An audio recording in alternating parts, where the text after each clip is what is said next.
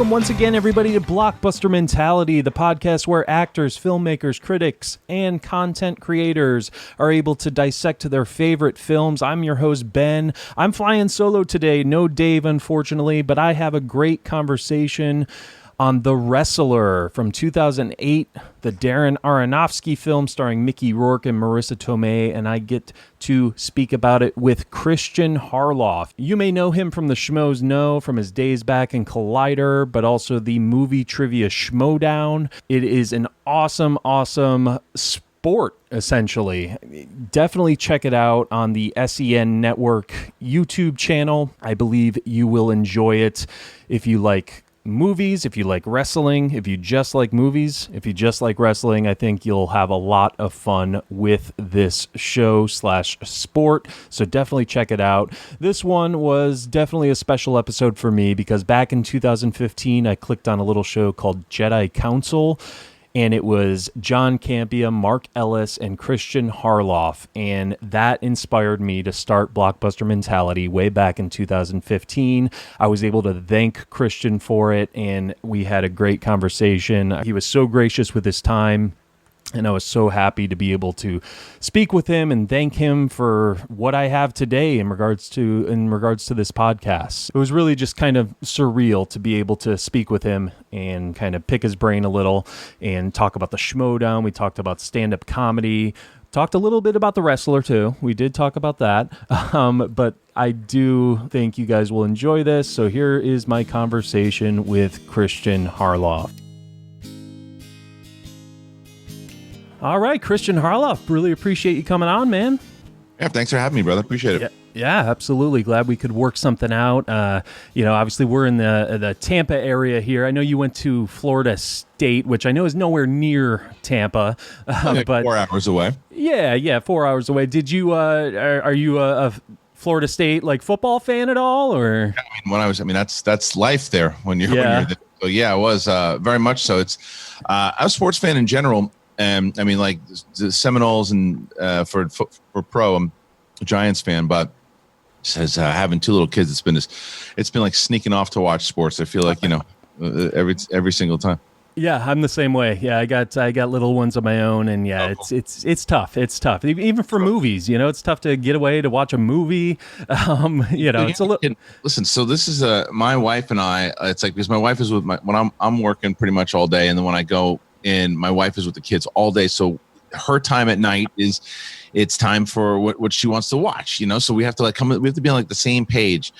And like last night I'm pitching. At one part she's like, I haven't seen The Departed. I'm like, all right, let's watch The Departed. Then she's like, I don't know, a little lighter. So she starts going through like Sisterhood, and then we're going through, and then it's like While You Were Sleeping, which I like Sandra Bullock, but I'm like, you know what, I'm going to sleep. Right.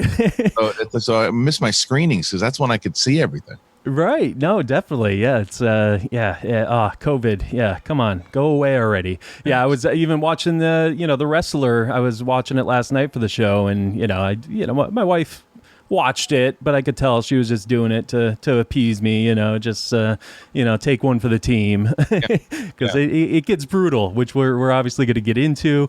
You went to Florida State, you go to LA, and do you go to LA and become a stand-up comic right away? Is that kind of how it happened? I started doing stand-up in Tallahassee at Florida State, and I was at the troupe there. I actually just talked to Bert Kreischer on his show about it, and we had kind of run in the same circles there. The first time Bert did stand up was at this place called Potbelly's, and then I went from there to New York, and I was doing ironically went to New York to do stand up at a place called the Boston Comedy Club, and I was doing shows there. Back to Florida State, drove to LA, and then there was this whole thing that kind of happened at the Improv and Melrose in Hollywood with me, that I decided I was going to go back into stand-up after taking, I didn't know if I was going to pursue it in LA. I went to LA to become a writer and to work in movies, but then I started getting on stage and really attacking it when I got here. And then I became a regular at the Comedy Store and the Improv, and I was doing colleges. So that was kind of my thing for a very long time. It's where I met pretty much everybody and I've said this many times, but like anything that has happened in my life, I can Kevin Bacon it back to stand-up comedy. Yeah, no, definitely. Well, in Bert Kreischer, he's a Tampa guy, and Florida guy. So yeah, he's been on a couple local radio shows here, so I got familiar with him through that. And then I did appreciate what he was saying about the whole not having a beer beforehand, that whole story about not drinking because then you'll always depend on it, which is today, we're doing this during the day. We usually do the evenings and, we have a beer or two, Sure. to loosen up a little. And I definitely appreciate that advice because it's like when you depend on it to perform, that's when it can definitely be a problem. It's like that old silly Friends episode with like that. I forget what the character's name was, but Drunk Ken or something too. Like he was only fun when he was drunk. And it's like, right. You don't want to be that because then you're like, oh wait, am I not funny unless I have a drink? Because that's not good for your liver. Yeah, no, definitely not. Yeah, and fun Bobby. That's right. Fun Bobby. That's exactly what it was. I can't, and I told Bert the same thing. I'm not going to pretend that I followed that advice all the way through because I certainly went my stage when I would do a shot and did something, but I didn't want to make sure that was the thing every single time. Like I didn't want to make sure that I can't get up on stage unless I'm drunk because that's a problem. No, definitely, yeah. I mean, you at least have to try it sober, you at least have to go, see if you can do it. I mean, obviously you can. I mean, the brain works in weird ways, not to get all science and all everything, but it's obviously that stuff is in your mind. You can do it. It's just, working up that courage. You don't need the liquid courage. You can get it. You can get it through other means. And dude, it all relates back to like relationships too, because it's the same thing. It's like if you go into you're at a party, you're at a bar, and you're like, oh, I want to go talk to that person I'm interested in, but I need a shot before I do it, or I need this, or I'm at it. It's like you rely on it, and it's like, oh, but you're seeing a version of me. You're not seeing me. Right. So I know where it came down to it. Yeah. Definitely. Yeah. I heard that advice after I listened to some episodes where I was slurring a little in my podcast, and I was like, I gotta stop this. Like, first of all, I sound like an idiot, and it's not, like you said, it's not me. Yeah. But anyway. Special episodes. You do special drinking episodes. That's what we did for Schmoes for a long. Yeah. Yeah, that's what we kind of want to get into because I mean we both are trying to not drink during the week. This has become Alcoholics Anonymous right now. So thanks for joining us, folks. But we're trying not to drink during the week and have our show during the week, and it's been an interesting journey, but I'm glad. Is weed legal in Tampa yet or not yet? It's just medicinal. Yeah. So that's why I wouldn't be living in Florida anymore. There's many reasons not to live in Florida. I tell you that much. It's true. So you obviously I don't want to, we want to get to, the Schmoedown stuff, everything like that. I don't want to turn this into a Mark Maron podcast where we just go through your whole career, which I'm fine with, but what do you want to do? Yeah, whatever. It's free form, man. We'll do what we want. We'll do what we want. You're a stand-up comic in LA. You meet Mark Ellis, I believe, through that, correct? Yeah, I mean, it was through. Well, funny enough, I actually met him at a barbecue I was having at my house because when I was doing stand-up a lot, a guy that I went to school with, this guy Doug. I knew him through friends at school, and we started hanging out. And he told me, he's like, "Hey, I got a buddy that I was pretty close with back home, and you mind if I bring him to the barbecue?" And I was like, "No, of course, man." So he brought him by, and here shows up this kid, and I think he had like a tank top on with his bleached blonde hair, and lo and behold, it was Ellis. Oh man! And he hadn't been doing stand up in LA, and I'd given him a couple of numbers of people that he could try to get some stage time to, and I think he did. And then we started seeing each other again around the Comedy Store because he had kind of put the work in and wanted to get the Comedy Store. And we were very, friendly with each other. And then I started shooting a television pilot about comedians. And I was like, well, Mark could actually be good in this role. And I put him in the pilot, and he and I on like in between takes where we would be talking and laughing about movies and just, kind of bullshitting stuff. And then, and then after that, I remember it was like 2007. A friend of mine was producing stuff, and she had asked if I had any comedians or friends that I wanted to do something with, and I thought of Mark, and then that was ultimately the beginning of what became Schmoedown. Wow, yeah, and it's you guys have been pretty much going ever since. You guys got into it right at the right time. I think YouTube was starting to take off then, and it's crazy. Just timing wise, how that worked. Not saying that you wouldn't have been successful without getting in time. Who knows? But it's very true, because when we started, there were, I don't know, 4 or 5 people talking about movies on YouTube. I know Grace Randolph was one of them. The guys who are now Double Toasted were Spill.com. There were a few other people, but there was no Jeremy Johns. There was no Chris Stuckman. There was none of those people when we started. And now everybody talks about movies. There was no movie space. There was no long form content. There was none of that when we started. It was just, the idea was regular people talking about movies. Now that's all that it is. That has taken over even more so than the written critic was still like the main thing when we started. That has become like a thing of, I know people still love it very much, but it's right. You rely more so on the movie podcast, YouTube videos, people like yourself. The generation just kind of took over the way that it has pretty much on everything else. And then you guys, obviously were very successful with the Schmoedown, with your obviously your Collider time as well. And then I know this started before Collider, I believe anyways. So for people who don't know, can you get into the genesis of how the Schmoedown started, how this initially came about? I'm sure you've told it 100 times, but for those people who don't know what it is, the movie trivia Schmoedown, right now what it is, we're doing for movie trivia and trivia in general, the ultimate goal for what esports did for video games. And you think movie trivia, like bar trivia? It's nothing like bar trivia. We've done live events. We've sold out theaters of 1,000 and more across the country.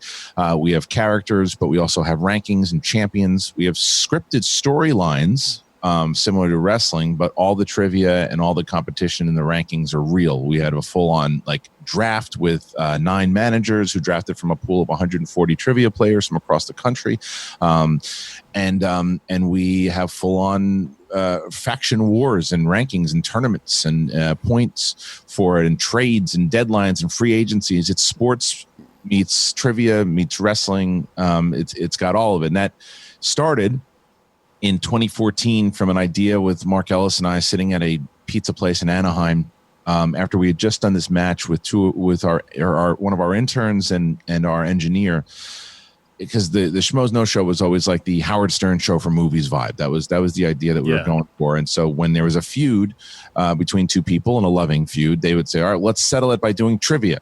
And so they did trivia, and it was very entertaining. And we were sitting at this pizza place, and Mark and I were like, what if we do we take 16 people and we do a March Madness overall, 15-week tournament. And we'll do it at the end of the show, half an hour for each show. And the fans loved it. So we did it. It was very successful. And then we did it the following year with teams. It was very successful. So when I started working at Collider, I had pitched it as a weekly show. And ultimately what I just had said was the idea of, let's get people from IGN and Rotten Tomatoes and Nerdist and Screen Junkies and pit them all against each other, and we'll do press conferences and we'll do rankings and all that stuff. And it went really well. And then that went from doing one show to creating a teams division to do 2 a week, and then it just built, and we started to, and now we're 7 seasons into it with tons of competitors going all over the world, and it's been pretty awesome. That is awesome, and it was amazing because I started watching when you first did the I think it was Dan Murrell and John Campea, the first match on Collider. That and then just seeing the evolution, from there is remarkable. You see that first show, it's good production and everything, but just where you guys went from there, it's quite amazing. And you were talking about going all around the world. I think you guys were you? When was the last time you were in Orlando? Did you? We were in Orlando in October of last year. That's when it was. Yeah, it was a really big match. There were almost like 600 people there, and it was and we actually found what we did for that one, which I was really proud of, is that we did like kind of a Willy Wonka contest for it. And by that I mean we had a like golden tickets that you got if you showed up and you bought a ticket. You would have a ticket. In the beginning of it, in the pre-show, we did a fan contest, and I think it was a Fatal 4 or Fatal 5, I can't remember. Either way, we brought up the fans, and out of all those people, if you had those tickets, you would compete, and the winner would get flown out to Los Angeles and have an official match. Right. The kid who won is this kid Jader Paramo, and he's from Miami, and aptly nicknamed now the Hurricane, and he is he got flown out for his first match. The beginning of the season, he played against Brittany Young, who is one of the stars on Glow, and he won. And now he's going into the singles tournament. So it was a cool story. You know, he's kind of representing the fans. And it's a great story too, because he didn't think he was a big fan of the show. Didn't think he had a chance in hell. He went with his girlfriend, and his girlfriend's like, "You got this. You're going to do this." And he's like, "I'm not going to." And she wound up having the winning ticket, and she gave it to him. It's a pretty cool story. Wow. Yeah, no, that's great. I mean, yeah, to get the fans involved, and to try, someone watching it, maybe a couple years ago, and they're actually involved in it now. That's just that's awesome. But I mentioned, you being in Orlando. We had booked tickets to like New York for October because my wife has family there, and it just happened to be the same weekend, because I mean Orlando is like an hour and a half drive from us, so like I totally would have went, and I was just like, great timing, great timing. I mean, we're not going anywhere near Florida right now, but stay away, trust me, stay away. But no, when the world goes back to being the world, we're definitely going to go back to Orlando. It was a great show. It was a great crowd, very loud, passionate fans. It was great to be back. I got to spend the weekend with my brother and my mom. I got to see my dad for a little bit. So it was it was great to be there and be back in Florida, because I spent so many years there. So we would love to go back. There's no doubt about it. We were actually, before all the craziness of the world happened, we were looking at going to Tampa for WrestleMania weekend, and we had it. And we had it all kind of set in stone that we were going to do it, and then it just kind of fell. The things happened. The world happened. Yeah. Yeah. Oh man. Yeah, that would have been great. But yeah, hopefully soon. Yeah. So, I mean, what really impresses me, I mean, this is, even when you were in Collider, it started, I mean, you guys were supported almost based solely on fans, right? Like the Patreon and everything. Well, so Patreon wasn't even a thing on Collider yet. Because that's what I always tell people with YouTube. It's like, where back in the day, it was all about views, and could you get to 100,000 views? Could you get to 200,000 views? It's all fine and dandy, and it's great to have views, but it's like YouTube doesn't pay shit. Right. It doesn't pay anything. So views to me, I'd much rather have 10, 15,000 people invested in the matches who really, really care than 100,000 people who kind of casually just kind of click in and aren't really and don't care as much. And that proved to be even more satisfying when we were at Collider. And the overall, the short version of it was that I always owned the IP because of the certain deal that I had. But Collider's deal was that they would obviously they'd benefit their channel from the views that were coming in, but they would also, any advertising that would come in while on their channel, or any deals would go to them, which was fine, considering that I was getting basically this free advertising to build the brand, and that was the agreement that we had. But at one point, because Collider was paying for the show, they were paying for the production of it, they were paying for everything, and then at one point, Mark Fernandez and I had a conversation. Like, well, I don't know how much I can put into this show and pay for it. I said, well, what if I start a Patreon on it myself? And the difference with Patreon to me than these other funding services, that you can treat Patreon like a streaming service. You can treat Patreon as not if, like, you don't want it to ever. I don't want it to feel this way, and I certainly don't want the fans to feel like that. It's a, we're just giving you money. I want you to be purchasing something so you feel satisfied. I want you to say, okay, I'm giving you $10 a month here, and with that, I'm getting. I want to see it in the production, And like you mentioned before, you mentioned earlier that you saw the production change. That's to make sure that we reward the people who are putting in the money to make sure that we're going. So it's not, it's like, I look at it as we're running a network. We're running a streaming service. And in order to do that, the people who are putting that money in, subscribing $10 a month every month, are getting what they want. And getting, no, definitely. You know what I mean? So that's what we start doing. And then obviously we have merch that we sell for the factions, and we have other things. But those, it's the hardcore fans who want to be part of this thing are the lifeblood and the reason why we're continuously. That's why we're 7 seasons in. Yeah, and you release the videos, all of them, all the matches on Patreon first, and then release them on YouTube. No, it depends. So normally what we have, so during the regular season, matches air on Thursdays and Fridays on YouTube, but for patrons at a certain level, on Mondays, they get it first. The Thursday match, that is, they get it first. And then on Tuesday, the lower tier patrons get it on Tuesday, right? And then on Thursday, that match drops to the public. Friday is a public match that drops to everyone.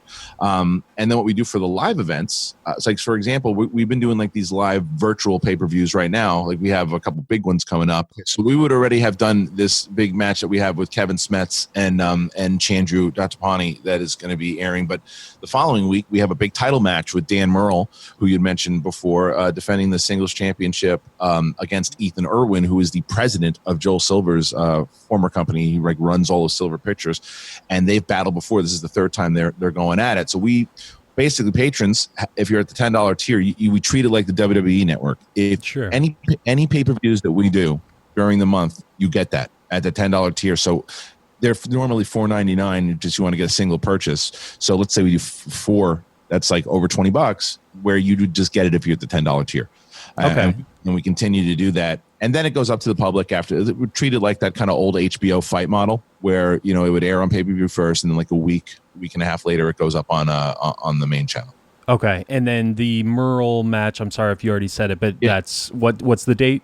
Merle and Irwin are on the 14th. 14th. So when this comes out, it'll be this upcoming Friday. It's a big, huge title match. Dan Murrell is arguably the Michael Jordan of the movie trivia Schmoedown. He's a 4-time champion, over I think it's like 13 or 14 wins. He's only lost like 5 times or something crazy. He has like 9 knockouts. He's an absolute animal when it comes to this game. And then you got Ethan Irwin, who is one of only 2 people to ever TKO Dan Murrell. And that's basically what that means, is that you just mathematically didn't have to go to the final questions in round number 5.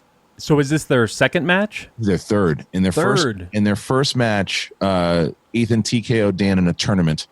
Then in New York, in 2000 and the beginning of 2019, in a sold out crowd in front of Brooklyn, Dan needed a perfect game to do it, but he did it, and he took the title off of Ethan. It was nuts, because at the end of it, you could tell it was a wrestling crowd, because at the end of the match, after Dan won it, they started screaming, "You deserve it." Yeah. And like it was mad. It was great. So they haven't played since then. So now this is the kind of the virtual rematch. It's pretty exciting. That's great. Can't wait for that one. And then the following week, what match do we have there? It's 21st. Yeah, it's Dan again. Dan is also the team's champion. He's a double belted champion right now. Yeah, I know. He's him and his partner John Roca are defending the title against Corruption, which is Mike Kalinowski and Chance Ellison. This is the 4th time. You just mentioned Orlando. In Orlando, the Founding Fathers actually won the team titles from Corruption in front of that crowd, 600 people in Orlando, and this is their 4th time competing. The score is actually 2-1 in favor of Corruption. So that's a big one. It's a big one, and that happens on the 21st with the undercard being Ben Bateman and Mark Riley in a teams match playing up against somebody. So there's some really massive matches coming in, and of course for me the match on the 28th is a dream come true, and that's and this isn't pay-per-view. This is going to be live for everybody, and that's Kevin Smith, the great Kevin Smith, versus Chris Jericho from WWE, AEW fame, and one of the greatest wrestlers of all time, and a great musician. Yeah. they're going to battle it out, and I couldn't be more. I'm like a little kid when it comes to that match. I'm sorry. Yeah, I know you've been trying to, first of all, get Kevin Smith for the longest time. You've been, I've seen, your tweets at him, saying it on the show. You want to get him on, and it's great that you are finally getting him on. That's a huge match, and I want to know, like, is it, not particularly with this match, but have you found that it's easier to book people now that we're quarantined and it's over Zoom? And not even quarantine, do you think it's easier for people over Zoom now to book people? I don't know necessarily. Zoom, it's, whatever you use. I know what you're saying, but it's certainly easier when it comes to the league participants that, like, for example, like someone like Paul Oyama, who is he's in Hawaii, and he would still fly out a lot to compete, but it's very easy to get him to compete now. I didn't know if I was going to be able to do it if we're going to have teams, but so as far as league participants, as far as celebrity, also, yes, it is a little easier to say, look, this is what we're going to do. We can set it up, and now that we've kind of mastered the virtual format. But as far as Kevin Smith goes, Kevin Smith and I had really run into each other a lot of different times. I had interviewed him at Sundance, and we had talked a couple different times. I ran into him at Collider. And he's always told me every single time I've talked to him how much he's wanted to play in the Schmoedown. He's said that to me every single time that we've spoken. He's just one of the busiest dudes on the planet. He's a genuine overall. Yeah, he is busy, but he's a really good dude, and he's genuine. He's going to tell you that he wants to do something. He means it, but he's also being able to lock him down is the trick. And he really wants to do it. And Coy Jandreau, who is one of our managers, he had Kevin on Comic Book Shopping. And so he reached out to Kevin. He said, look, man, I know that you've wanted to play in this thing. I'm a manager. I'd love to have you on my squad. And Kevin's like, let's do it. And Jericho actually challenged Kevin Smith when I was hosting Collider Live.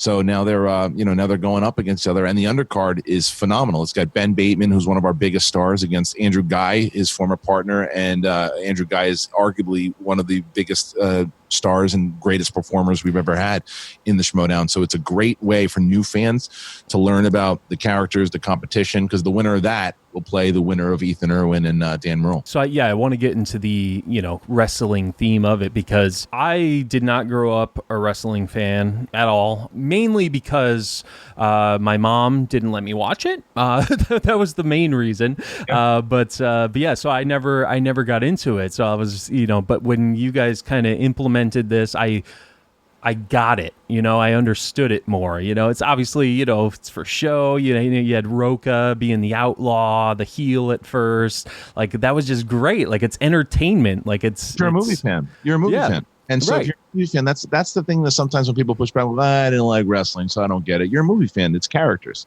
Right. It's show. And what is challenging and exciting for me is that I always have to have two different options for whoever wins. I got to have, like, okay, if so-and-so wins, I've got to shift the story and go that way. If so-and-so wins, I got to shift the story and go that way. And that was, we have this Schmoedown Clips channel now. So for anybody who's listening to this, that's brand new, has no idea what the Schmoedown is, what I would recommend is going to the Schmoedown Clips channel.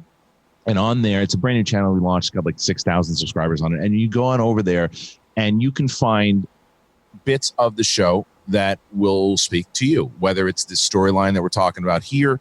You don't like storyline, you just like the trivia. There's great kind of sports moments, trivia moments that are over there. But we launched this thing, The Dawn of Corruption, which is one of our greatest storylines that we've ever done.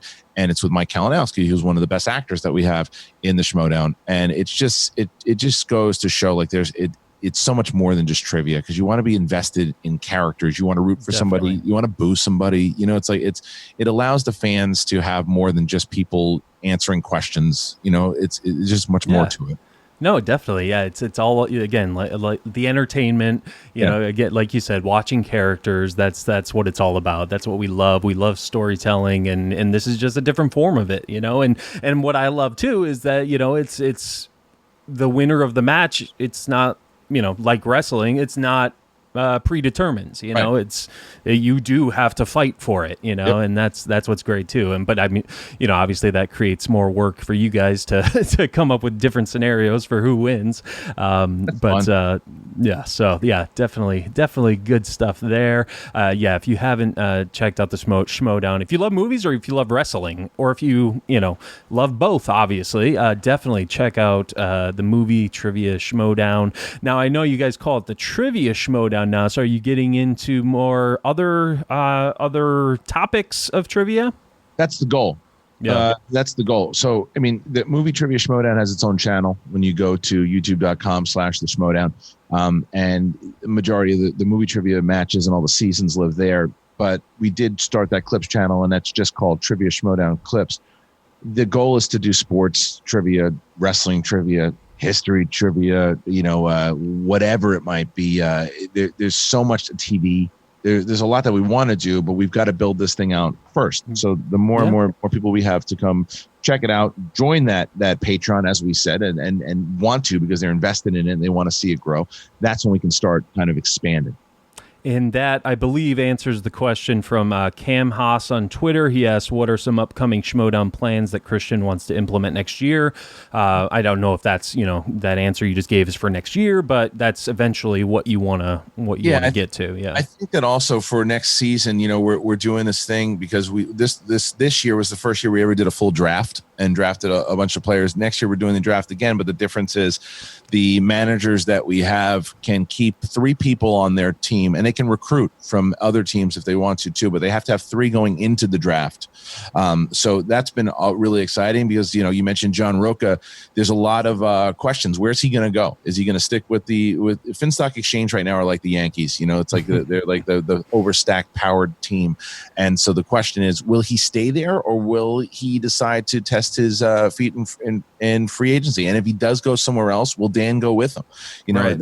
There's a lot of drama behind it. There's no doubt about it. And it's like there's going to be a lot of shady deals going down behind the scenes. So definitely, that's good old Finstock, man. That's he's one of my favorite characters, from that show, or from the Schmoedown. He's just it's just so entertaining. But real quick, I actually. Robert Parker, I know he's a big inner geekdom player, newer. He came from the fans. I just wanted to mention, when you guys first did like a fantasy league for the Schmoedown, he commented saying, "Hey, I'm looking for another person, in the Schmoedown Facebook group." So I responded. I said, "Okay, I'll be in it." So I was actually in his fantasy league, cool. And he then, with our fantasy players, set up a trivia show of our own. But anyway, just seeing him like one day, like being on the Schmoedown, I was like, "Wait, that kid looks so familiar." And lo and behold, that's the guy that I was in a fantasy league with, and now he's big time inner league guy, or inner geekdom. Sorry, yeah. It's all right. He's I love that kid. I really do. I love that kid. He's another one who gets it. He really, really gets it. And he just came off a really big loss. We had him with Chance Ellison in the Inner Geekdom tournament, and we debuted it on Skybound, which we partnered up with. Obviously, Skybound is Robert Kirkman and Dave Alpert and Kirkman, who created Walking Dead, and we partnered up with them. And inside of we on their expo, we debuted this match, and there was thousands of people watching this match live. And Parker, who was this kind of touted unbeatable dude, lost. But it was the way he handled the loss and the way that he handled it afterwards and talked about it, because people inside, these hardcore fans, they treat it, you ask them to treat it like a sports league, they treat it like a sports league. They're calling him overrated and saying this and that. It's like any other sport. It's a, what have you done for me lately, right? So right now he's overrated, and he's like, I'm just gonna have to prove it to him in the next match. And I love that attitude. I love that attitude of like, I'm not going to listen to what they say. They're just saying this, what they're going to say, and I'm going to move on. And he's like, he's 21 and he just gets it. He just is. He's like cool. He's calm, collected, and he's just. I'm a massive fan of Robert Parker. Yeah. Now, obviously, we have you have really competitive people in this league, but some of them still have to play a character, and obviously, in real life, they'd probably be more sportsman-like, everything like that. Do you find it's difficult for them sometimes to separate? Yeah, separate it. Yeah. Yeah, it is. I mean, it's it's kind of a mixture of two. It's the ones who play like the really kind of vile characters. They have to realize that when people are going after them, that they're doing their job. It's like there's sometimes that people like, oh man, they really hate me. Like, so perfect example of that is Mike Kalinowski. Mike Kalinowski is one of our best villains that we have, and he shows up to Orlando, in a place that he went to Florida State also, and he's not too far from there, and he showed up and he's expecting that that him and Chance were actually going to get cheered, and they booed him out of the building. And it shook him a little bit. He wasn't prepared for it, because he thought, oh well, I've heard people say something against Roca and Dan, but Roca and Dan are beloved, so Right. they got booed out of the building, and it shook him a little bit. But there's other people they're not performers all the way, they're just great trivia players. And that sometimes, like, and some people who got into it to just play the trivia and didn't realize how kind of intense that it does get with the fans, and it's hard for some people to deal with, and it's hard to, because they're looked upon like, I just watch movies, and you're looked upon as strangely enough as like a sports figure now, and they're criticizing every move you're making, and that's not easy. That's not easy for anybody. But yeah, I mean, obviously it's hard, it's just human nature when you're getting booed to, feel a certain way. But I mean, it almost seems like you're obviously doing something right. If you're, are getting booed that way, you're being a heel, I'm just talking about not even necessarily the heels though. I'm also talking about people in general who just play, and like, if they're playing really hard and giving it their all and putting it all out there, and they don't win, and they feel like they're being criticized, and they're getting their legacy tarnished and things like that, and it takes a toll on people, and rightfully so. It's tough, and as the league grows right now, I mean, we got this other thing. We went from, when we were in Collider, not paying anybody to be in this thing. It was just about, okay, well, you're getting exposure and stuff too, and in my head, I'm like, there's only so long that these people are going to do this for. You got to pay them for their time. So that was another reason, by the way, that we started the Patreon, so we could pay our competitors, and we have been. But it's still, I mean, the amount of studying and things that they do. When we get our big sponsor, which my fingers are crossed that will happen, we're going to pay them more, and we're going to do more. We're going to make. I want to make it that same way, like for esports, where this is careers for people. I want the Schmoedown to be people's careers. I want people to say, okay, look, I can't do that job because I have a big match, and my match pays way more I have more matches in a year that you could pay me in 3 years. Yeah, no, it's awesome what you've been doing with this, and I do commend you. I mean, it's just, it's amazing what it's become and what it's, continues to become. And even with COVID, you're still having matches, that didn't stop you. You kept going, and just your ambition and your fight, I commend you for that. So now, going along the theme of wrestling, we do have to get into the movie a little. We got to get into The Wrestler, 2008. I sent you a list of movies. I figured you might pick this one just because, it goes along the same theme and everything like that. 2008, The Wrestler, directed by Darren Aronofsky, starring Mickey Rourke, Marissa Tomei. This is 2000. Again, as I told you, I'm not a wrestling guy, but when this movie came out in 2008, obviously before the Schmoedown and everything, it's I was excited to see it. First of all, because it had buzz before I saw it. You'd never seen it before? You watched it the other night? Oh, no. I'm saying back in 2008 when I saw it, I was excited to see it. Okay. So, it's just because, it's Mickey Rourke, he's kind of making a comeback. I've been hearing buzz. So, I was like, all right, I'll check it out.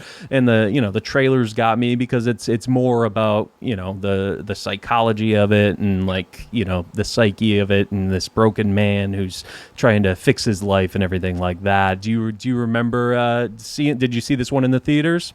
I did. I saw it in the theater, and then I actually saw a screener of it too, where it was, because it was for Oscar season. So the DVD was going around, and I remember being really excited about it for a lot of different reasons. One, Aronofsky is a brilliant filmmaker, so to watch what he's doing. Mickey Rourke, I'd always been a fan of Mickey Rourke, so to hear that he was doing this, kind of having this comeback, and that the buzz that he was getting for his performance, and then obviously my tie into wrestling, because what we didn't mention up top is I was a writer for wrestling for a little bit, for WWE back in the day. But when I was a massive fan was during this period of when the Ram was supposedly the big star in the 80s. And then I knew that world really well. And I knew the difference in wrestling of what it was in the 80s and the way that wrestlers, they didn't really get too protected after they were done. It was over. You do like these little conventions or you try to build up on your name. And they showed that in this thing, like and that's all he really had. And plus the fact wrestlers' health is very well documented, that it's a lot of these guys are dead by the late 40s and heart problems, the pills and things that their bodies have just taken from over the years. And the other reason to really hit home, you can really compare it to stand-up comedy. I mean, I watched this with stand-up comedians, and I remember watching it with my buddy Tom after I had seen it in the theater, and we watched it in the screener, and he had tears in his eyes because it is very similar to the path that a stand-up comedian does, going on the road, doing these things, and then you couple that with the Bruce Springsteen song. Oh, just devastating. And that pissed me off. He didn't get nominated for that song. Really? No, what? You're right, actually.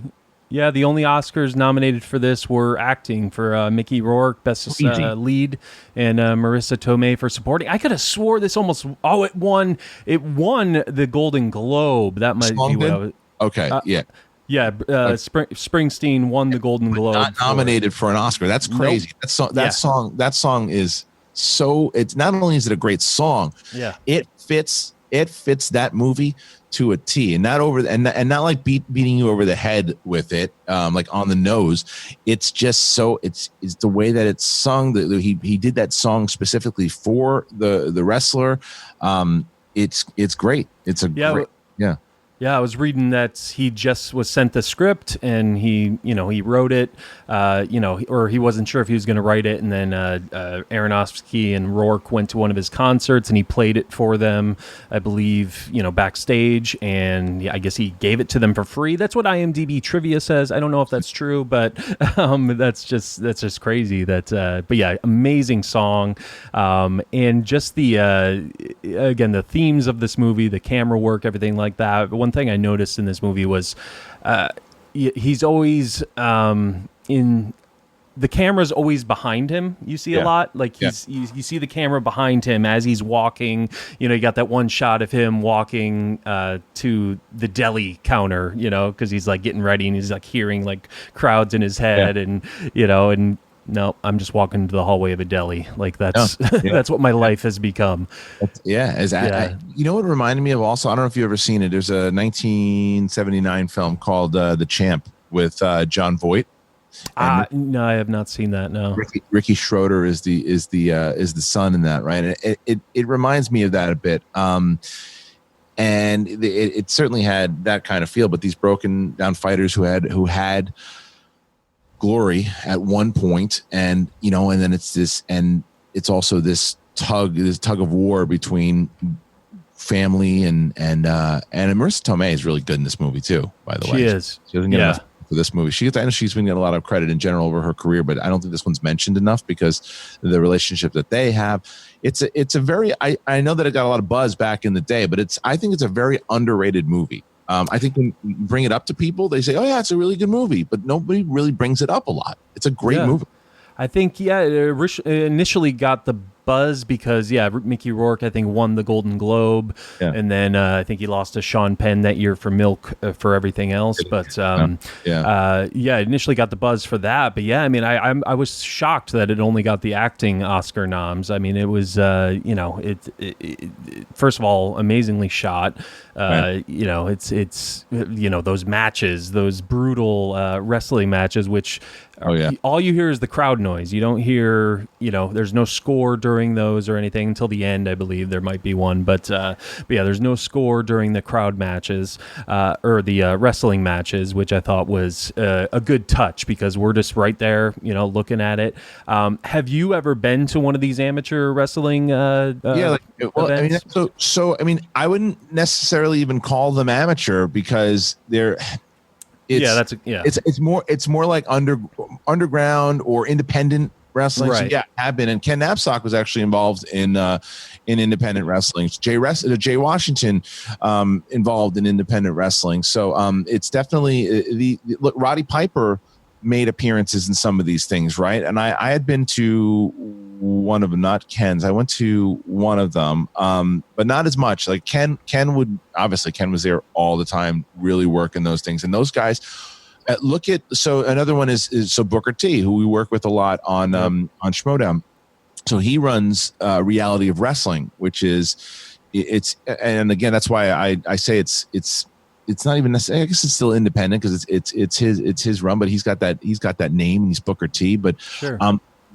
They recruit this talent and they build up these stars, and those stars, the cream always rises to the top, and then they make the big leagues, whether it's WWE or AEW. It's kind of a breeding ground, for this new talent. So I had been to some, but Yeah. they portray here.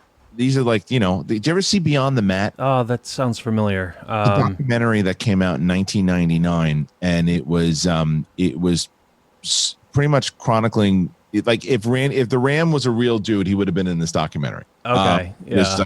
Jake the Snake Roberts is in this, and Jake the Snake was very similar to like what the Ram was, right? And had this, he was one of the best performers in WWF, as it was called back in the 80s, and he was great, but he ran into a lot of drug problems, like a lot. And they go, or it's not just him, it's also covers Mick Foley and a few other people, but one of the stories is Jake Roberts. Now Jake Roberts, like over the last 10 years, has cleaned himself up to the help of Diamond Dallas Page with DDP Yoga, and DDP has been instrumental in a lot of wrestlers' lives of saving them. But when you watch that Beyond the Mat doc, I think it's on Netflix actually, but when you watch it, you see that feel, that when he's behind the stage and he's behind the like in that gym or whatever he is, and you see that people signing autographs like the old wrestlers, and that's in there and Beyond the Mat. And I wouldn't be surprised if Aronofsky watched that doc going into this, because it's very similar. You'll find a lot of similarities in that doc. Okay, yeah, I'll definitely have to check that out. Yeah, that's interesting. And speaking of Aronofsky, like he goes from Requiem to a Dream to this, and then Black Swan, and then Mother. Like he's all over the place with his filmography. It's crazy. But yeah, I mean, you were mentioning how like wrestlers in the 80s, they weren't really supported much. I mean, are we? It's not really, mentioned specifically, I don't think, what happened to the Ram, Mickey Rourke's character in this, but I would assume it's just, the drugs got to him, the drug use, the alcohol, everything like that, kind of blew his money on all that, and just kind of, and he's living in a trailer that he can't even afford. He gets the locks changed on him, it's sad to see someone who was so prominent in the 80s or whenever, and to be brought down this low after, and yet he's still finding his joy in people, however small the crowd might be, still finding joy in just people cheering for him, people being on his side, which is a huge theme in this.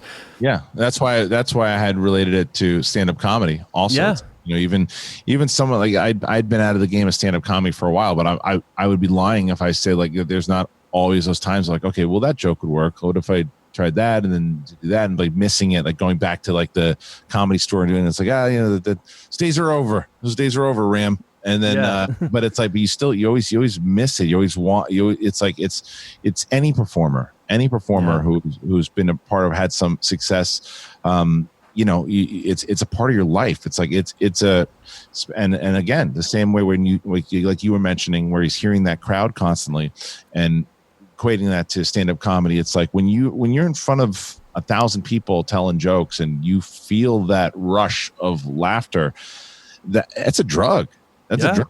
It's maybe you're not putting anything into your actual blood, but it's going into your psyche, and it sticks with you there. And when those guys from the 80s, when in the wrestlers, when they're going and like performing in front of WrestleMania 3 had like 93,000 people there in a Pontiac Silverdome. Yeah. Can you imagine performing in front of 93,000 people. It's insane. Insane. that doesn't go away. And then, so let's say that you're one of the main events headlining WrestleMania 3, right? And people are really invested in what you're doing. And then 10 years later, you're performing in front of 100 or 60 people in a gym in Michigan. You know what that does to you? Like, like your site. It's damaging. Right. But yeah, I mean, at the same time though, like he's still like obviously that's all he has. So he's gonna take it, cause he's working at a grocery store. Right. That's the only money he's getting, so he's gotta, find other ways to make money, but it's not about the money when it comes to wrestling. It doesn't seem like for him, it's about doing what you love. Yep. But do you think it's in this case with, just say for the movie's sake, do you think it's more about him doing what he loves doing or just the glory he's getting from it, the recognition from people he's getting? I think that it's like I mentioned, I think it's just a part of who he is. Yeah. It's a part of who he is, and he's just so used to it, and it's what he always knew. And if you went to, I don't know, maybe if you went to the backstory of the Ram, you'd find out how that's probably what got him out of trouble when he was a kid and what he did and how the way that it's all he knew. And so when it gets taken away from you, it's like, but this is who I am. I don't know how to do anything else. I can't work at the meat shop. I can't. That's not what I do. Right. Yeah. Yeah, definitely. And he's gets the heart attack in the one match with a crazy match where they're stapling at each other. They're hitting each other with barbed wire. Like I think that's the match where he says, "Take his leg." Takes the prosthetic leg. Yeah. It's like right. You do everything you can to give him a show to get that extra bump. That extra pop in the audience and hear them just kind of losing their minds. That's what those guys live for.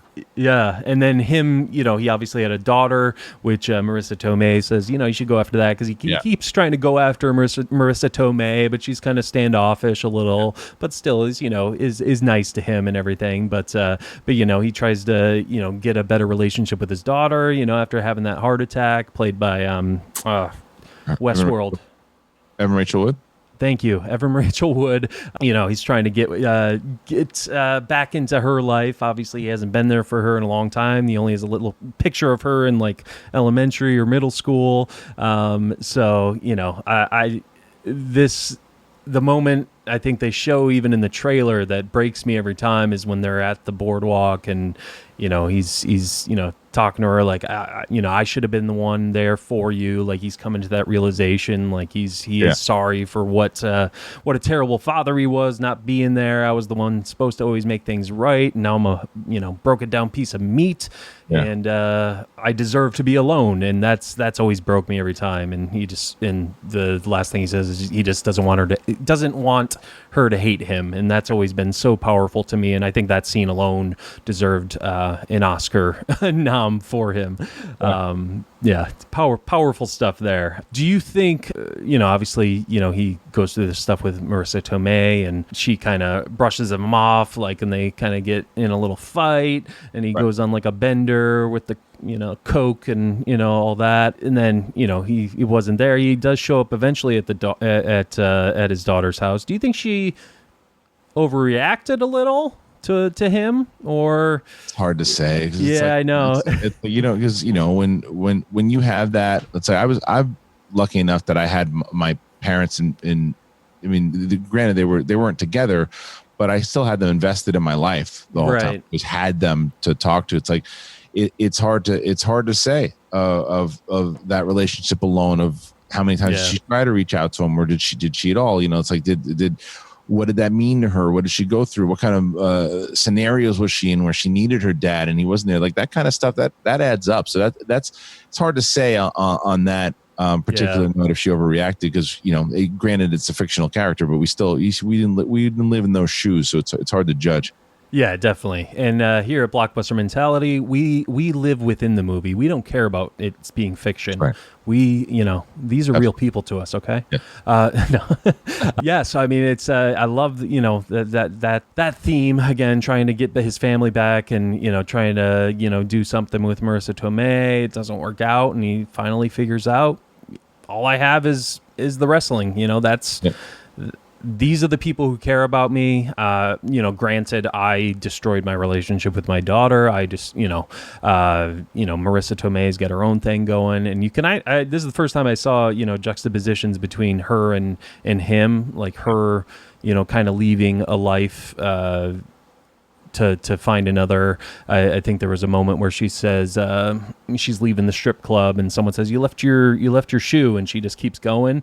Yeah. I didn't realize, I read about it, that's something wrestlers do when they leave their boots in the ring, and that means they're calling it quits. Yeah. So with the case of like the Undertaker, when he had, it wasn't officially his last match, but when he thought it was, he left his hat in the ring. Ah, okay. Yeah, so that's a thing. So yeah, I like that little subtle thing that they added in there. The ultimate question, Kristian, yes, is, did he die at the end? I mean, I see. I'm usually not a big fan of the leaving it up to interpretation stuff, depending on which how it's done. This is one of those movies where I think it's a good thing, because there's part of it where I don't want to see him die, but in my head, I'm probably thinking he probably didn't make it. Right. Because it's like you said, he didn't just leave his shoe in his ring; he left himself in that ring, right. And that's kind of what I got out of that. It's like, okay, I'm gonna make the move here, no matter what. It's my life.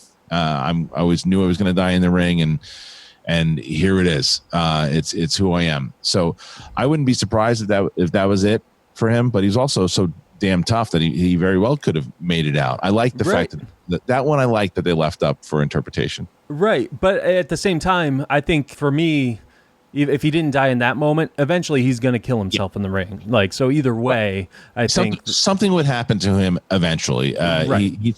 He's just one of those guys. He's not going to have a long shelf life. It just his body and everything that he put himself through, there's just no way he was going to be able to last that long.